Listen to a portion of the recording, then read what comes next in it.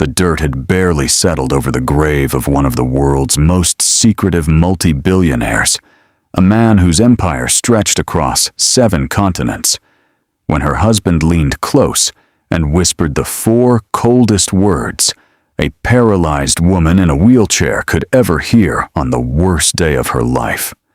"I want a divorce." He didn't wait for her tears to dry. He didn't wait for the mourners to leave. Right there, between the fresh flowers and the folded handkerchiefs, he handed her the papers, turned his back, and walked straight into the arms of her best friend. The woman she had called her sister.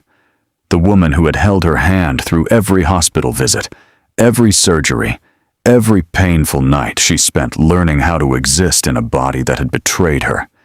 She said nothing. She signed nothing. She simply sat in her wheelchair, eyes fixed on her father's grave, while the crowd whispered and the cameras flashed, and the world assumed she had nothing left. But what her husband didn't know, what nobody in that room knew, was that the lawyer sitting quietly in the back row was holding a sealed envelope that was about to detonate like a nuclear bomb. And when he finally stood up, adjusted his tie, cleared his throat, and read those words aloud. She is the sole heir to a $700 billion empire. The color drained from her husband's face so fast, witnesses said it looked like they watched a man die standing up. Stay right here, because what happened in the next 48 hours didn't just destroy him, it rewrote everything. Her name was Caroline Elise Whitmore, and until 48 hours ago, she had believed, truly, completely believed, that her father was a quiet, retired schoolteacher named Raymond Whitmore, who drove a 10-year-old Ford pickup, clipped grocery coupons on Sunday mornings, and called her every Thursday at exactly 7 p.m. without fail. She had never questioned the modest house he kept in rural Virginia. She had never questioned why he always paid cash, always wore simple clothes, always deflected questions about his past, with a gentle laugh and a subject change so smooth she never once noticed the seam. Raymond Whitmore had spent 31 years constructing the most elaborate, most loving, most heartbreaking lie a father had ever told a daughter. And he had done it, as the sealed letter later revealed, entirely to protect her. From what exactly Caroline did not yet know. What she did know, what she had known for the past 2 years, was pain. Not the abstract, poetic kind, the real kind. The kind that woke her at 3 in the morning and reminded her, without mercy, that the car accident that had stolen the use of her legs had also stolen the version of herself she had spent 29 years building. She had been a dancer, a choreographer, a woman whose entire identity lived inside the movement of her body, and in one rain-soaked Tuesday evening on Interstate 66, distracted truck driver had taken all of it. She remembered the months that followed like a recurring nightmare she could never fully wake from.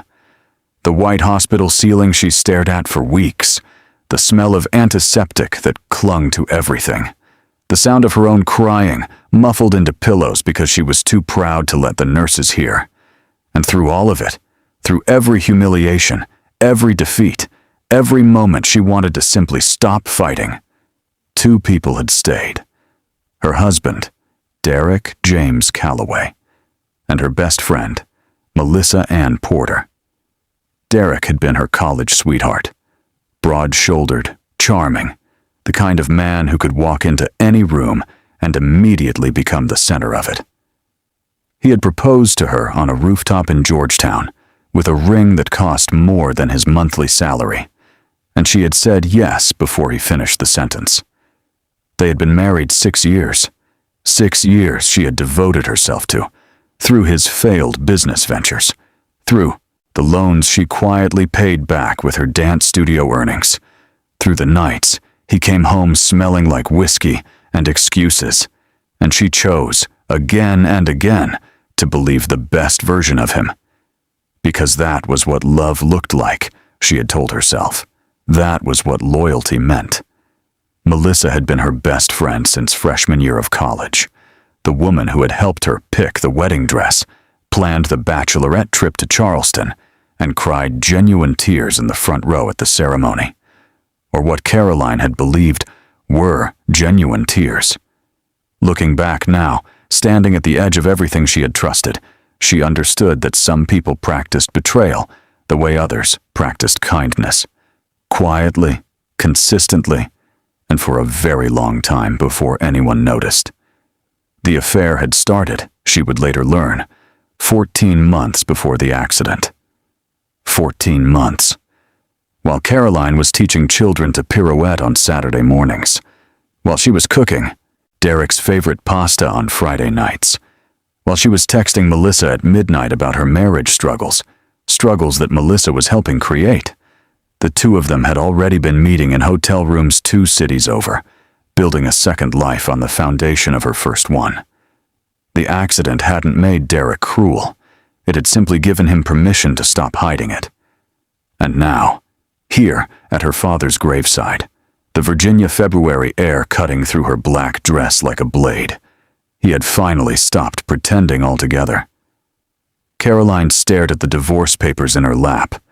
Her hands, resting against the wheels of her chair, did not shake. Her face did not crumble.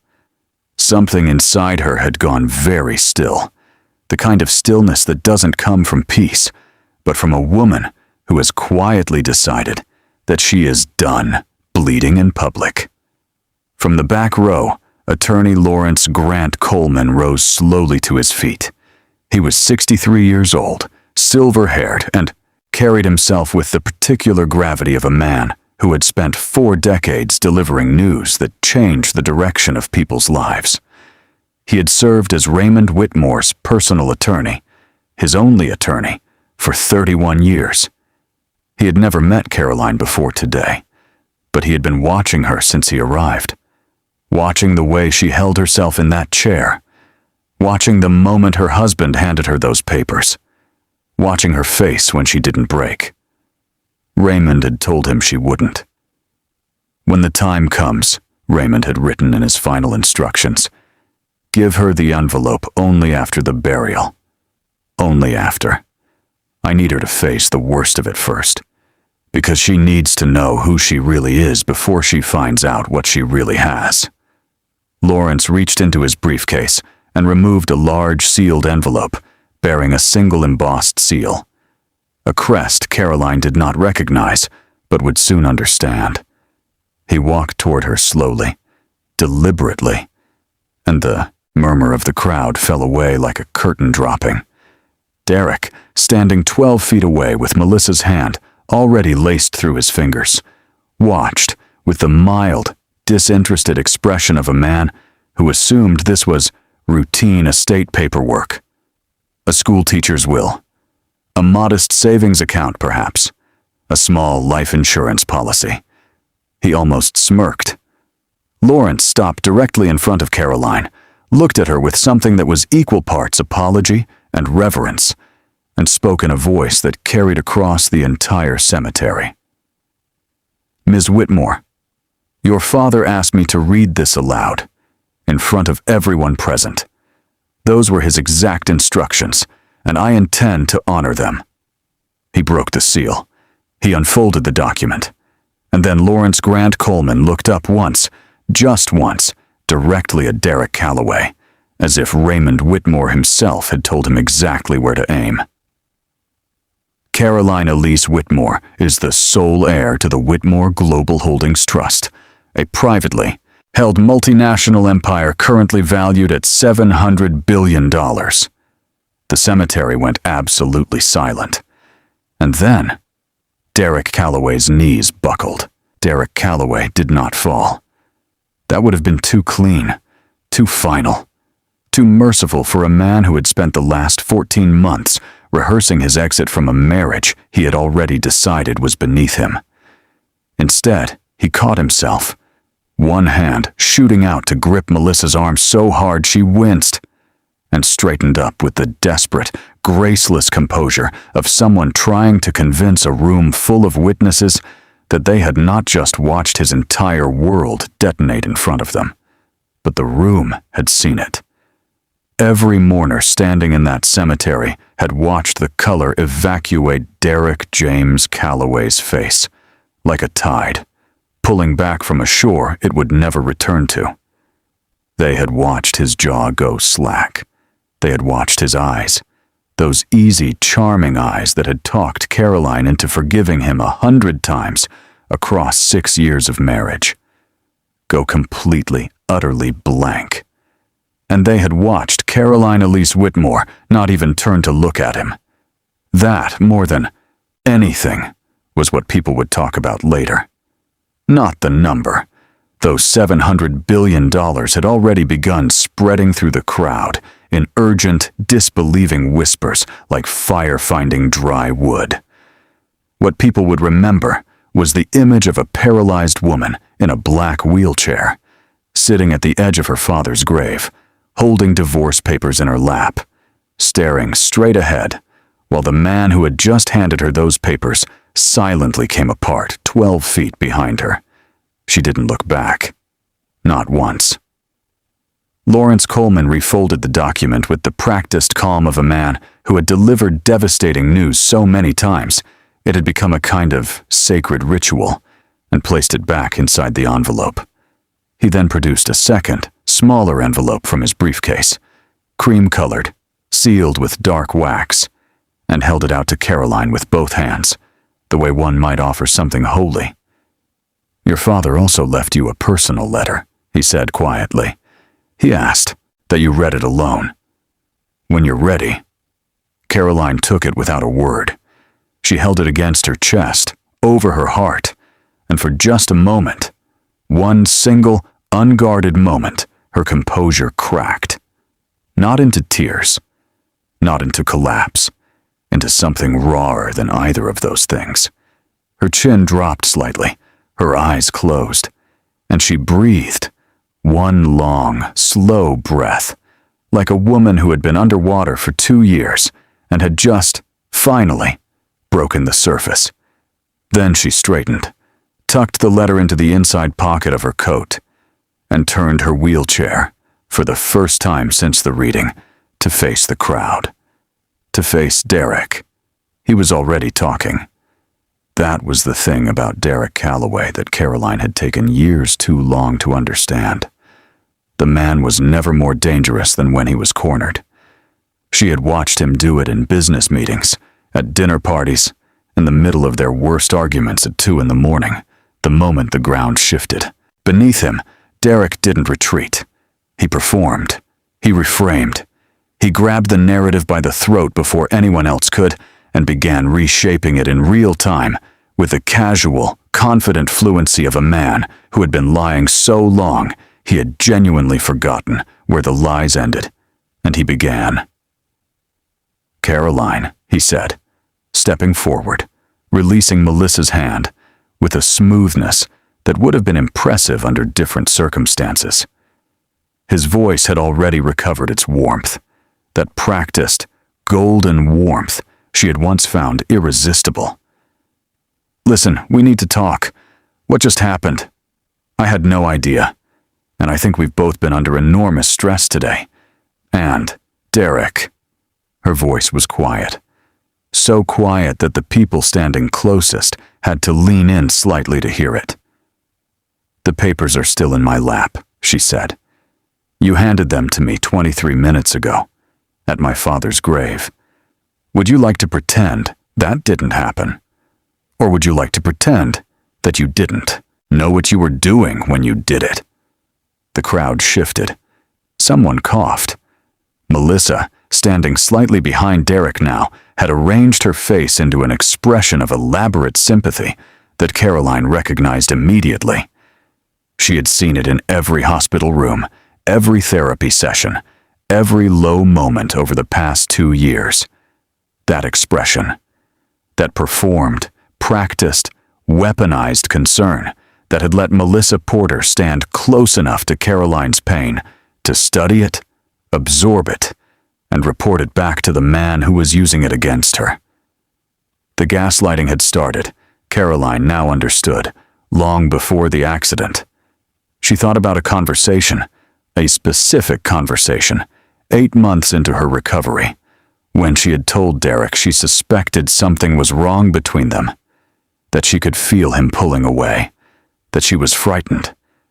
And Derek had sat across from her in their living room, leaned forward with his elbows on his knees, and said, with complete, steady, heartbreaking sincerity, "Caroline, you've been through a trauma.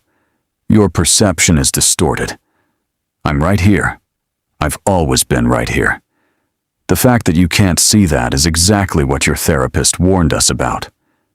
She had apologized to him that night. She had actually apologized. She had spent the following 3 weeks convinced that the distance she felt in her marriage was a symptom of her injury rather than evidence of his betrayal.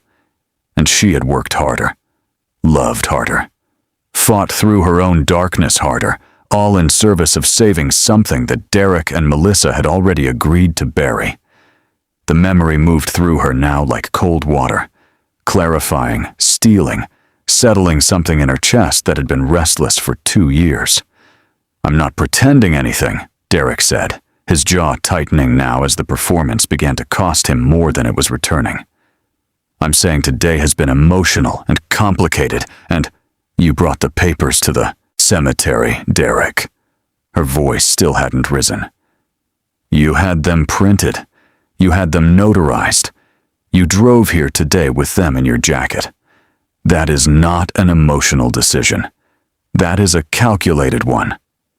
Melissa stepped forward then, and what she did next was so breathtaking in its audacity that several people standing nearby would later say they couldn't believe what they were witnessing. She knelt beside Caroline's wheelchair. She reached out and placed her hand over Caroline's. "Caro," she said softly, using the nickname she had used since freshman year. The one that had always made Caroline feel known, feel held, feel safe. "I know this is a lot. I know today is devastating. And I know this isn't the time or the place. But Derek and I both care about you. And we just want—" Caroline looked down at Melissa's hand on hers. She looked at it for a long moment. Then she looked up, directly into Melissa's eyes, with an expression that Melissa Porter would describe to her own therapist months later as the most frightening thing she had ever seen on a human face. Not rage, not hatred. Something far worse than either. Recognition. 14 months, Caroline said softly. Melissa's hand went very still. "That's how long the two of you have been meeting at the Marriott on Route 50, Caroline continued, her voice barely above a conversation. "Room 214. You always paid cash, Melissa. But Derek used his rewards card twice. I found the statements 8 weeks ago." The silence that followed was so complete that the February wind, moving through the cemetery trees, sounded like breathing. "I've known for 8 weeks, Caroline said. I said nothing. I planned nothing. I simply waited to see what kind of people you both truly were." She looked at Derek then, fully, directly. "Now I know." She reached into her lap, picked up the divorce papers, and handed them back to Lawrence Coleman, who accepted them with the expression of a man who had been quietly waiting to do exactly that. "I'll be filing my response on Monday," she said to no one in particular, and turned her wheelchair toward the cemetery path. She had taken exactly 4 feet toward the gate when Derek's voice came from behind her, low, stripped of its warmth now, stripped of its performance, the raw, cornered sound of a man who had just realized that the woman he had spent 2 years diminishing had been, the entire time, the most dangerous person in the room. "You think that money changes anything?" he called after her. "You think a number changes what you are? You can't walk, Caroline. You can't, Mr. Calloway."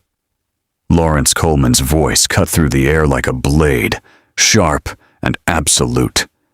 He had turned to face Derek fully now, and there was something in his posture, the straightening of his spine, the quiet authority of a man who had served one of the most powerful individuals on Earth for 3 decades. That made Derek stop speaking, mid-sentence, as though the words had simply been removed from his mouth. "I would strongly advise," Lawrence said, with the particular precision of someone choosing every syllable deliberately, "that you retain legal counsel before Monday morning." He paused. "Comprehensive legal counsel." And then he turned, unhurried, and followed Caroline toward the gate. Behind them, Derek stood motionless at the edge of his own ruin, Melissa's hand hovering uselessly at his side, the divorce papers lying on the frozen February ground where Lawrence had let them fall. And for the first time in 6 years of marriage, in 14 months of deception, in a lifetime of betting on his own charm and walking away clean, Derek James Calloway had absolutely no idea what to do next. Derek James Calloway had never been poor. That was important to understand, because it explained everything about the particular species of panic now consuming him as he stood at the edge of Raymond Whitmore's grave, watching the woman he had just tried to discard wheel herself toward a black SUV that had materialized at the cemetery gate, with the quiet efficiency of an organization that had been anticipating this moment for a very long time. Derek had grown up comfortable, not wealthy, comfortable. The kind of middle-class stability that gave a handsome, charming man just enough confidence to believe he deserved more than he had earned, and just enough financial literacy to understand, with absolute clarity, exactly what $700 billion meant. It meant Caroline Whitmore was not just rich, she was untouchable. It meant the divorce papers now lying face down on the frozen cemetery ground. Papers his attorney had spent 3 weeks preparing, papers carefully structured to extract maximum settlement from a disabled woman he had calculated had no leverage and no options, were not just worthless. They were evidence, evidence of timing, evidence of intent, evidence of a man who had delivered divorce papers to his wife at her father's funeral on the same day the world learned who her father actually was and expected a courtroom to believe that was a coincidence. Derek's jaw worked silently for a moment. Then he pulled out his phone. Melissa watched him with the expression of a woman who was beginning to understand, for the first time, that she had not been rescued from anything. She had simply traded one sinking ship for a faster one. "Derek," she said carefully. "What are we? Not now." He was already dialing. Caroline did not look back as the SUV door closed behind her. The interior was warm, dark, and silent, a deliberate contrast to the cold, public devastation of the last 40 minutes that felt almost architectural in its mercy. Lawrence Coleman settled into the seat beside her, placed his briefcase on his knees, and gave her precisely 90 seconds of silence before he spoke. He had learned, across 3 decades of serving Raymond Whitmore, that the man's instincts about people were almost never wrong. And Raymond had told him, in their final meeting 3 weeks before his death, that his daughter would need silence before she needed answers. "He was sick for 2 years, Lawrence said finally, his voice low and measured. "Pancreatic cancer. Diagnosed the same month as your accident." Caroline's hands, folded in her lap, tightened slightly. "He didn't tell you because he couldn't tell you one thing without telling you everything," Lawrence continued. "And he decided, rightly or wrongly, and I'll let you be the judge of that you needed to survive your recovery before you could survive the truth of who he was." Caroline stared through the tinted window at the Virginia landscape, moving past the bare February trees, the gray sky pressing low against the hills, and thought about her father's Thursday phone calls, the ones that never missed, the ones where he asked about her physical therapy progress with such specific, knowledgeable questions that she had always assumed he'd simply been reading about spinal injuries online, the way anxious parents did. She understood now that Raymond Whitmore had not been reading articles. He had been funding research facilities. "The letter," she said quietly. "Yes," Lawrence said. "I think it's time." She retrieved the cream envelope from inside her coat. The wax seal bore the same crest she had noticed at the graveside, an embossed W beneath a pair of crossed keys, clean and authoritative. She broke it carefully. The way you handle something you understand cannot be undone. Unfolded the single sheet of heavyweight paper inside and began to read. The letter was handwritten. Raymond's handwriting. She would have known it anywhere. The same slightly leftward slant she had seen on birthday cards and grocery lists, and the notes he used to pack in her school lunches until she was embarrassingly old. Notes she had pretended to be annoyed by and secretly kept in a shoebox under her bed until she was 24 years old. Caroline, if you are reading this, then Lawrence has done exactly what I asked, and you have already faced the worst of what today had to offer. I am sorry I could not be there to hold your hand through it. I am sorry for a great many things, but I am not sorry for keeping you safe, even if safety came dressed as a lie. Your mother knew who I was. She left because of it, not because she didn't love me, but because she loved you more than she loved the life my world would have forced you into. We agreed together, before you were old enough to remember, that you would grow up free, unnamed, unclaimed, protected from people who would have used you to get to me, wife. And there were many, Caroline. There were always many. The empire is real. It has always been real. And it has always been yours. Held in trust, waiting for the day I was no longer here to stand between you and it. But I need you to listen to me now, the way you always listened when I told you something important.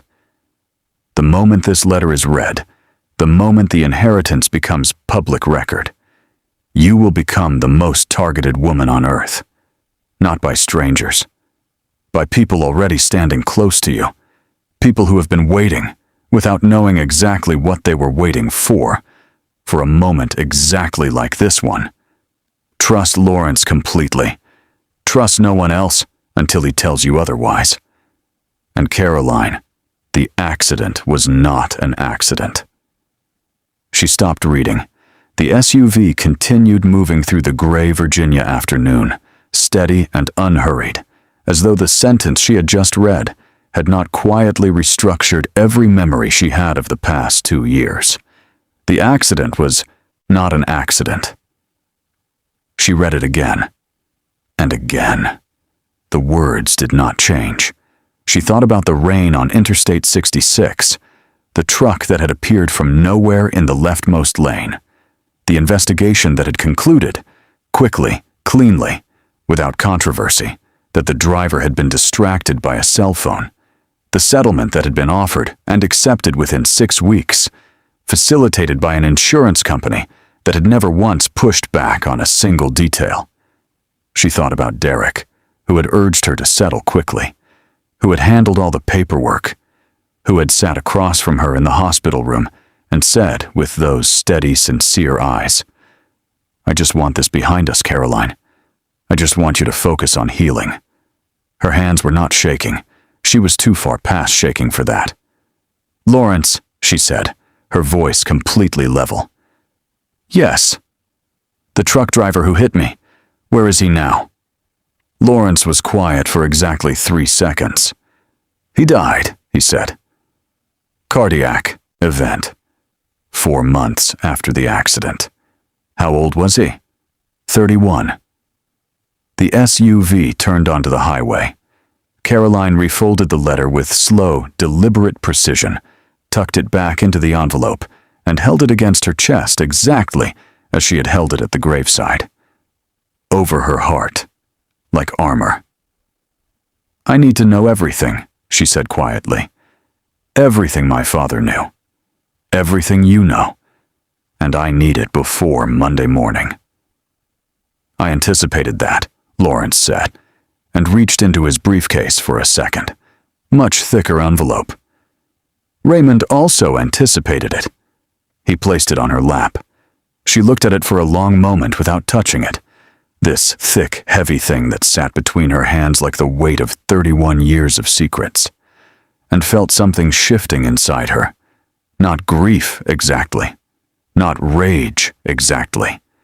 Something that was the compound product of both, a cold, clarifying, absolute resolve that she recognized, distantly, as the same feeling she'd had the first morning in the rehabilitation center when the physical therapist told her she would never dance again. She had looked at him very calmly and said, "Then I'll find something else to do with my life." She was finding it now. Meanwhile, 12 miles behind her, still standing at the edge of Raymond Whitmore's grave, Derek Calloway pressed his phone to his ear and waited for his attorney to pick up. When the call connected, he didn't bother with pleasantries. "How bad is it?" his attorney asked immediately. Derek could already hear the tension in the man's voice. The news had clearly traveled faster than the SUV. Derek looked at the divorce papers still lying on the frozen ground, at Melissa, standing 2 feet away with her arms crossed, and an expression he had never seen on her face before. Something uncertain, something that looked disturbingly like she was quietly calculating her own options. "It's bad," Derek said. "How bad?" Derek watched the last of the black SUV disappear around the cemetery's stone wall. "I need you to find out everything you can about Whitmore Global Holdings," he said. "Who runs it? Who sits on the board? Who has leverage? And I need to know if there is any legal instrument, any prenuptial gap, any inheritance clause, any angle at all that gives me a position before she lawyers up completely." There was a long pause on the other end. "Derek," his attorney said slowly, "if she is who they're saying she is, if that number is real, you need to understand that the people surrounding that kind of wealth don't operate the way you and I operate. These aren't divorce attorneys and settlement negotiations. These are, I don't care what they are," Derek said flatly. "Find me an angle." He ended the call. Melissa took one step toward him, opened her mouth to speak, and Derek turned to look at her with an expression she had never seen before in 14 months of knowing him. Not the charm, not the warmth, not the easy, practiced confidence that had made her feel chosen, special, elevated. Just calculation. Pure, cold, unadorned calculation.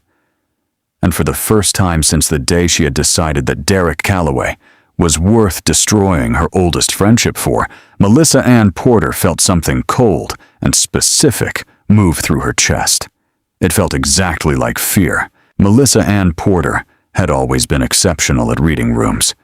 It was, if she was being precise about it, the skill that had made her dangerous. This ability to walk into any situation, assess the emotional temperature of every person present, and position herself exactly where she needed to be to appear indispensable. She had done it in college, parlaying a gift for strategic empathy into a social network that opened every door she needed opened. She had done it in her career, rising through 3 companies in 8 years by being exactly what every powerful person in her orbit needed her to be, until she found someone more powerful to attach herself to. She had done it with Caroline, and she had done it with Derek. But standing in that empty cemetery now, watching Derek Calloway stare at the space where the SUV had disappeared with the focused, airless intensity of a man who had just reclassified every person in his life from relationship to resource, Melissa understood, with the particular clarity that only arrives too late, that she had made a catastrophic miscalculation. She had positioned herself next to Derek because Derek was winning. Derek was no longer winning. "I'm going to my sister's," she said quietly. Derek didn't look at her.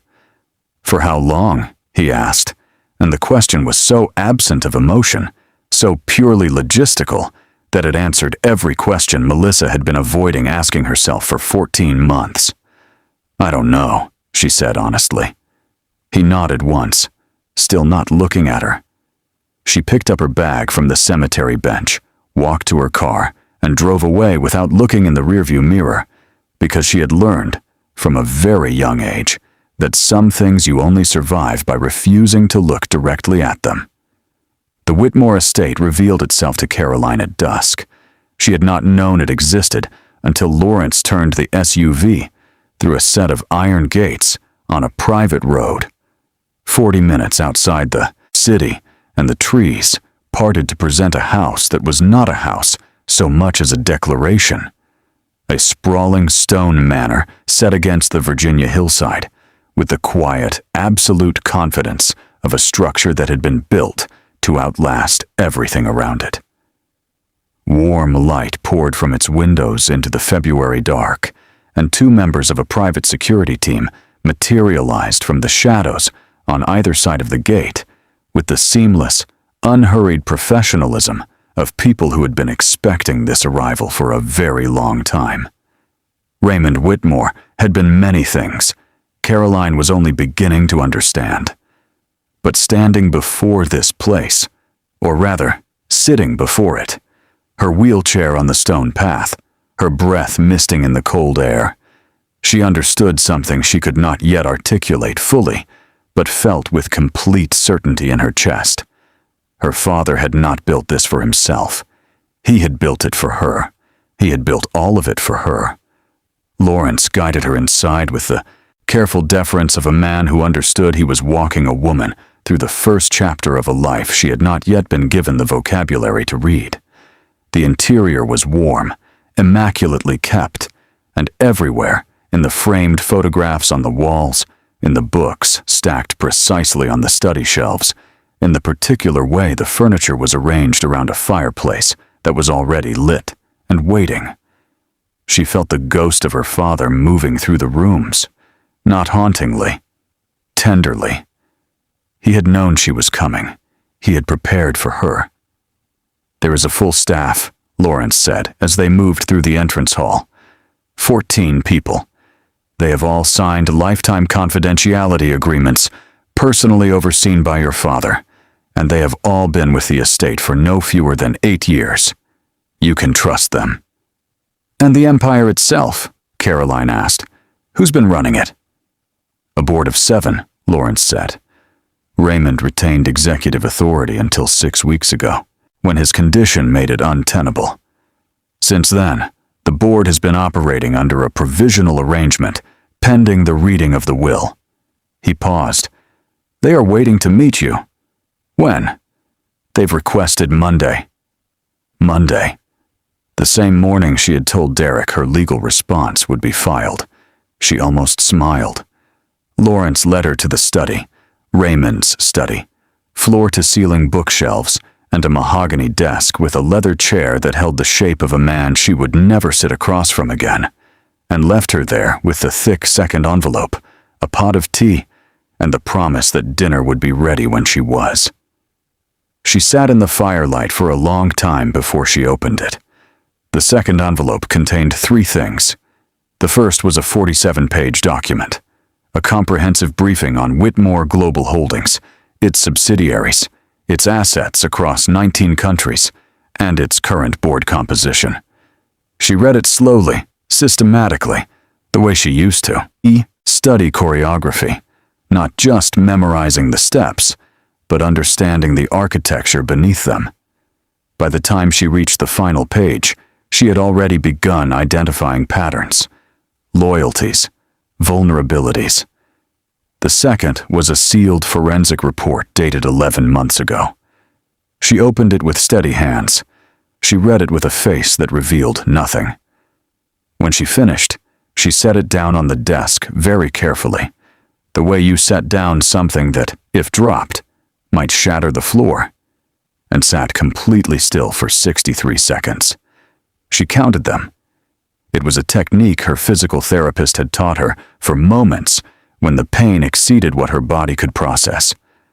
Count the seconds, stay inside the breath, let the wave pass through you without letting it pull you under.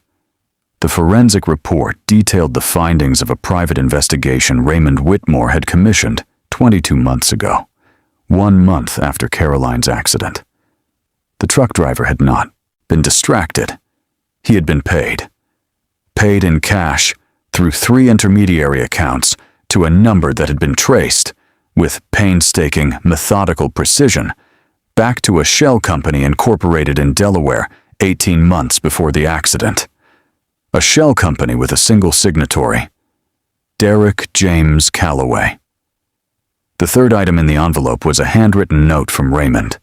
6 words only, written in his slightly leftward slant on a piece of paper the size of a playing card. "He tried to kill you for me." She read it twice, then she understood. Derek had not known who Raymond Whitmore was when he arranged the accident. He had known only that Raymond was Caroline's estranged father, a detail she had shared with Derek in the 2nd year of their marriage, during a rare, vulnerable conversation about the family she didn't fully understand. Raymond was a mystery, she had told him, a quiet man who kept distance she had never been able to close. She had told Derek she suspected her father had money, not wealth, but modest savings, and that she was likely in his will. Derek had assumed a modest inheritance. He had arranged an accident to accelerate it. He had not anticipated Raymond Whitmore. He had not anticipated $700 billion.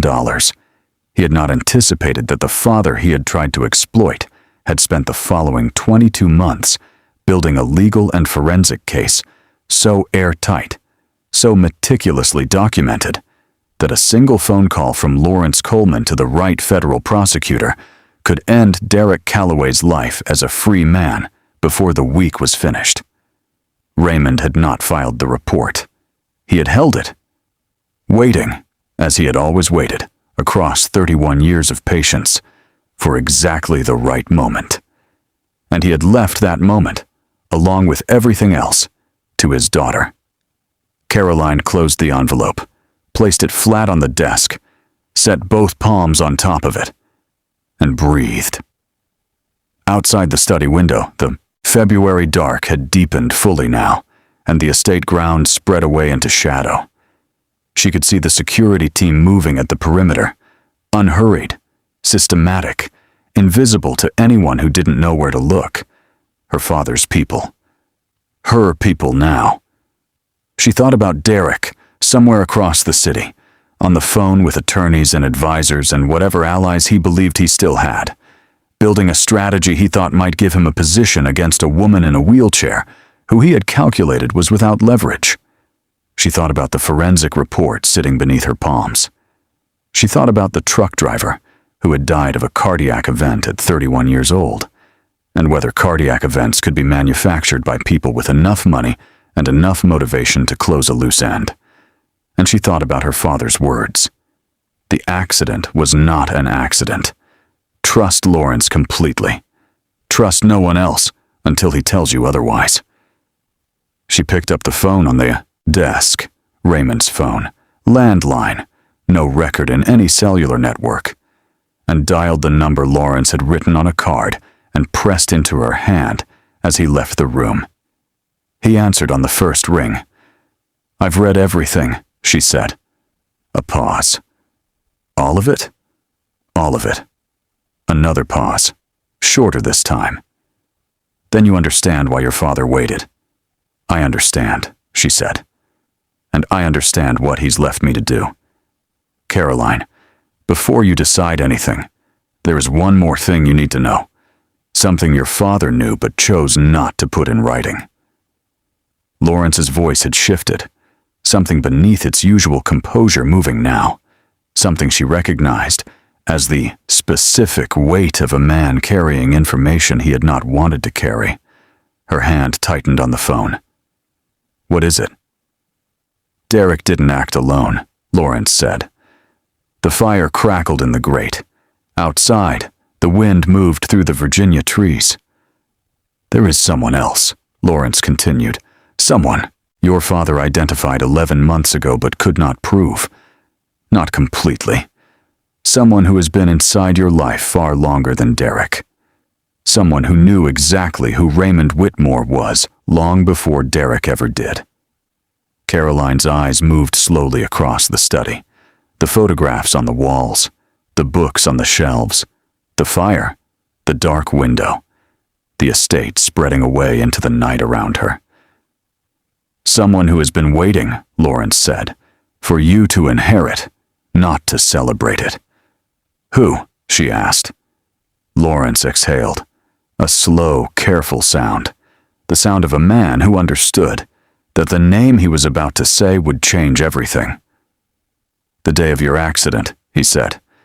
"There was only one person besides Derek who knew the exact route you were taking home." Caroline went very still. "One person you called that afternoon to tell you were running late. One person who knew the timing. One person whose phone records your father's investigators pulled, and whose number appears once in the same call log as the shell company." The fire popped. The wind pressed against the window. And Lawrence Coleman said the name.